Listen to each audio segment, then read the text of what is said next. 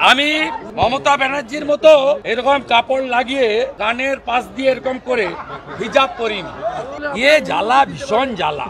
হাসতে এসেছিল হিন্দু, আমরা বানিয়ে দিয়েছি আজকে জালি হিন্দু। জগন্নাথ দেবের মূর্তি ঢুকিয়েছে আর চটি পরে ঘুরছে। আর রাহুল যাদব টিকি রাখলেই সবাই ইসকন হয় না, সবাই শ্রীলা প্রভুপদ শিষ্য হয় না। উনার নাম রাহুল যাদব, রাধারমনের নাম। ওটাকে নিয়ে গেছে চটি চাটা চাকর বাকর ভাতাজীবীদের নিয়ে ফুর্তি মারাচ্ছেন দীঘাতে। মমতা জালি হিন্দু রেড রোডে হিজাব পরে প্রেয়ারে যায়। মমতা মহাকুম্ভকে মৃত্যু কুম্ভ বলে, মমতা হিন্দু ধর্মকে গান্দা ধর্ম বলে। পুরনো কাসুন্দি ঘাটলে এত দুর্গন্ধ ওদের বেরোবে, ওরা ঘর থেকে বেরোতে পারবে না। পুরো সরকারটাকে দীঘাতে তুলে নিয়ে এসছে। মাংস মাছ খাচ্ছে, চটি পরে সাংস্কৃতিক কেন্দ্রকে মন্দির বলে চালাচ্ছে। এ পাপ রাখার জায়গা নেই। আপনার পুরনো একটি ছবি দিয়ে কাঁথিতে কিছু বিতর্কিত পোস্টার দেওয়া হচ্ছে বড় সনাতনী।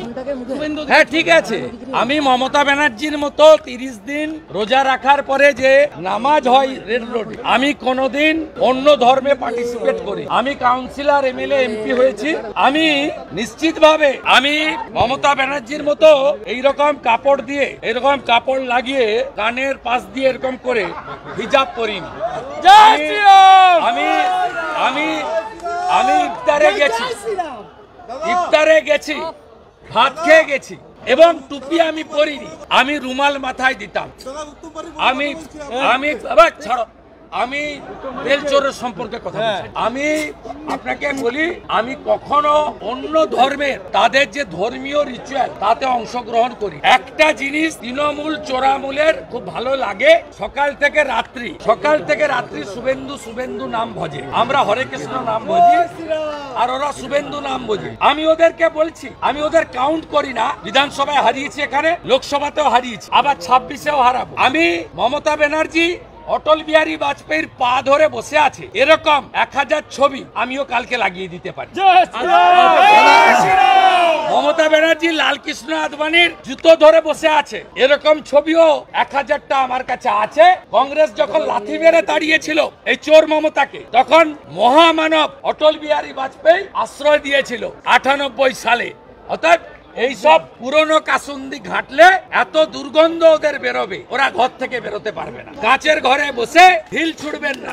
দাদা, দীঘাতে দেখা গেল একাধিক হাইড্রোলিক ল্যাডার পড়ে আছে। হাইড্রোলিক ল্যাডার অত কলকাতায় নেই। পুরো সরকারটাকে দীঘায় তুলে নিয়েছে। 28 কোটি টাকার অ্যাডভার্টাইজমেন্ট দিয়েছে। একজন পুরী থেকে রাজেশ বাবু বলে কাকে ডেকে এনেছেন অর্থের বিনিময়ে।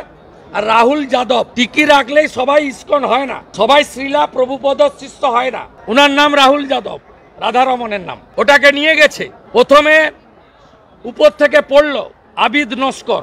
আপনি বলুন, সনাতনী মন্দিরের ধাঁচে নির্মাণ ঠাকুর প্রতিষ্ঠা করছো, সেখানে সনাতনীর বাইরে লোককে ব্যবহার করলে কি হয়? প্রথমটা পড়লো বারুইপুরের পিজিতে ভর্তি। গত পরশু পড়েছে দেগঙ্গার আরেকটা মিস্ত্রি। সম্পূর্ণভাবে পাপ কাজ করছেন, তাই ঈশ্বর এগুলো মেনে নিচ্ছেন না।